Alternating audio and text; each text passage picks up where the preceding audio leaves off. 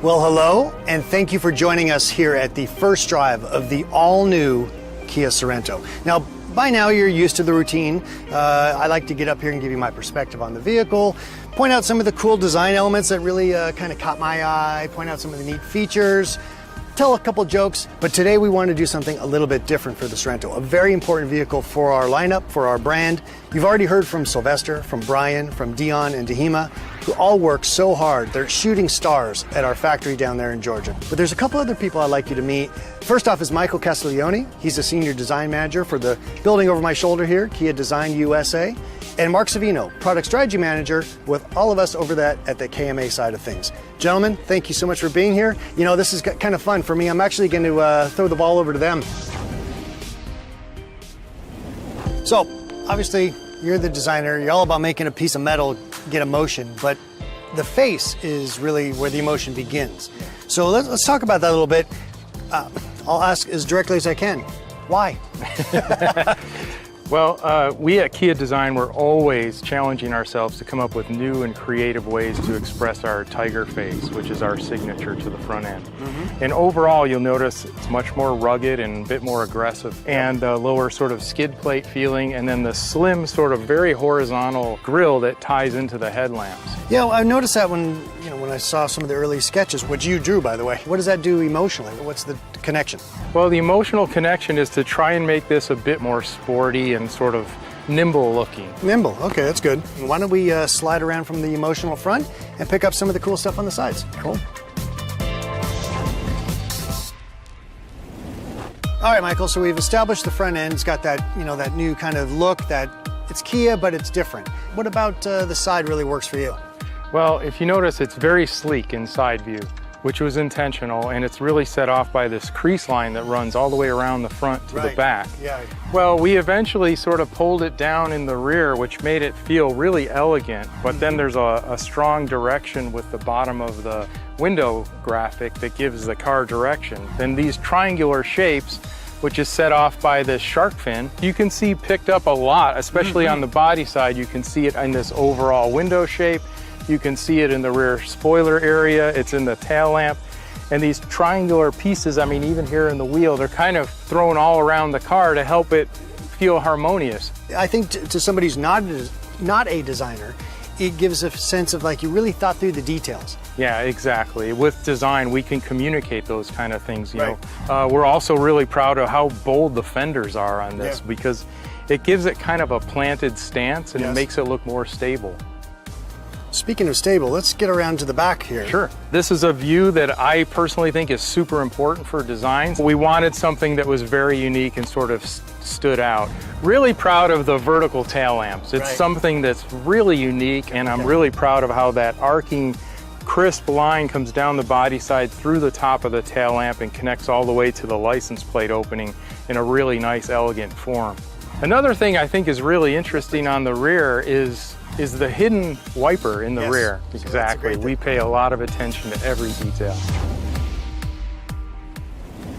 Now, I'm going to ask the business guy here, Mr. Savino, to come back from product planning, and let's talk a little bit about the trim level strategy and how it all comes together. So what we have here, obviously, is the X-Line. So the X-Line is the first SUV with X-Line trim from Kia, and it's the first X-Line that has a standard all-wheel drive.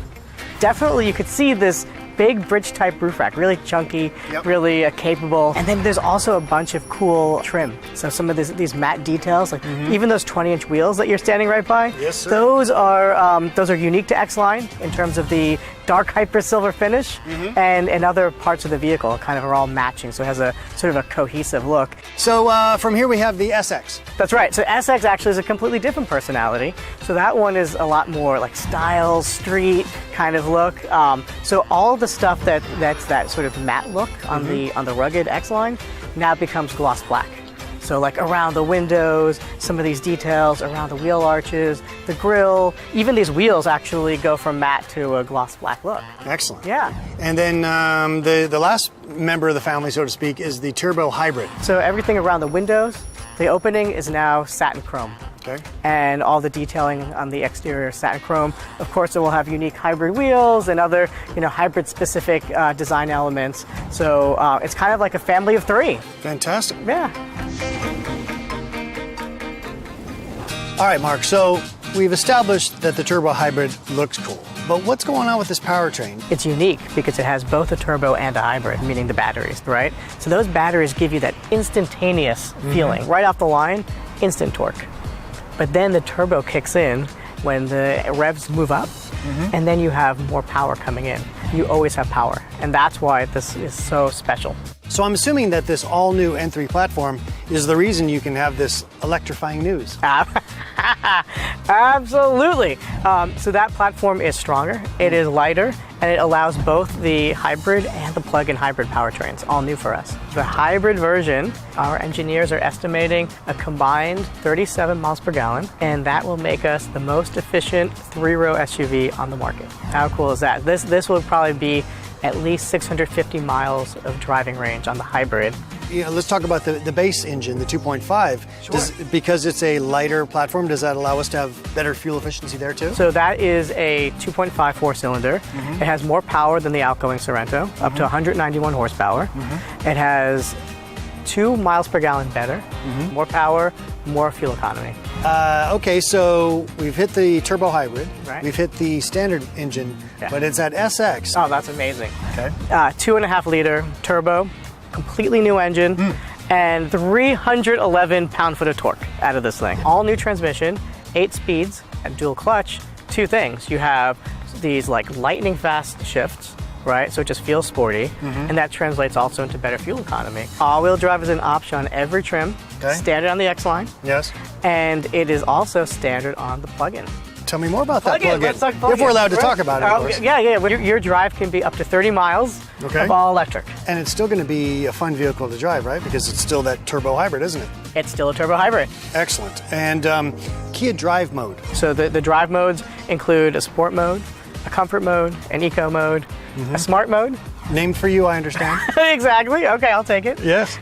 In the all-wheel drive models, a snow mode. So you have up to 5 modes, and that actually maps the steering, the acceleration, so it changes the feel. Let's talk about the inside. Pop that door open and tell me your first impression, or what do you think really jumps out for people? Absolutely. So what I love about this car, the seats, genuine leather, and we have this beautiful 3D embossed bolster, and we have for the first time ever captain's chairs in Sorento, and it's the only vehicle in its segment that has that. And then there's the screens. So on the top models, 12.3-inch fully digital TFT meter cluster, i.e. a big screen, plus a 10.25 navigation screen. So, and then the other thing I noticed is this huge pano roof. And the great thing with this one is it's available at just about every single trim level. What about some of the other tech? You have wireless charging, wireless CarPlay, and Android Auto. Okay. If you do have a wire, we have 8 USBs to choose 8 from. USBs. No matter where you sit, there's a USB close by. You have the Bose Premium Audio. Oh, fantastic. Yeah, center point audio, 12 premium speakers, subwoofer in the back. So the audio system cranks, and that's obviously going to put my head in a good space, but I want to keep my head safe also. So tell me something about the technology in regards to keeping the car out of trouble. Absolutely. This car has a bunch of safety features standard. For example, forward collision avoidance, automatic emergency braking, also lane departure warning, lane following assist, and that basically smooths out your ping-ponging. And then we also added more safety things. So for example, we have what we call the rear occupant alert. And if it senses any movement in the back of the car, our system will warn you. All right, good. Well, product plan, you guys have done it again. So thanks for this excellent description of what's going on inside. I'm now going to talk to Michael and see why it looks the way it does. Sounds good. All right, thanks. So Michael, what was the goal for when you guys put together the interior look? The interior team came up with 2 key words, strength and luxury. And strength you'll see in the details on the ear vents, inspired by athletic weight. It also extends the full width of the instrument panel, giving it kind of a wide look. And in luxury, all the awesome features that Mark had mentioned earlier, the diamond tucked in the seats. And also there's this really cool detail on the instrument panel as well as the door panel, this sort of three-dimensional texture. We've talked about in the past how this is one vehicle cut 3 different ways. So from an interior design perspective, what are the elements that continue to deliver those personalities? Yeah, well, what's really cool about Sorento is there's so much variation. Yeah. For instance, this is the X line. It has an open pore simulated wood grain with the rust colored leather seats. And in SX, you get a brushed aluminum with black leather seats. And in the turbo hybrid, you get metallic finish with gray leatherette seats. I don't think I've worked on a vehicle with as much variation in the models and those finishes as Sorento has. And you've worked on some pretty fascinating vehicles over your time, so that says a lot. You guys are doing great work, and we look forward to your next vehicles. Thank you very much.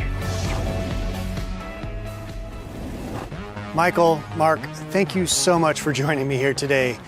You know, sometimes as you get ready to do a launch like this, and you sometimes lose track of just the energy, the passion, the sweat, the blood, all the focus. And you know, you can see just from working with them here, they're both very proud of the work they've done, as they should be. This vehicle is really great. I think we'd like to now close with the words from our team there in Georgia that are actually taking all these ideas, all this passion, and putting it into an exceptionally well-built machine.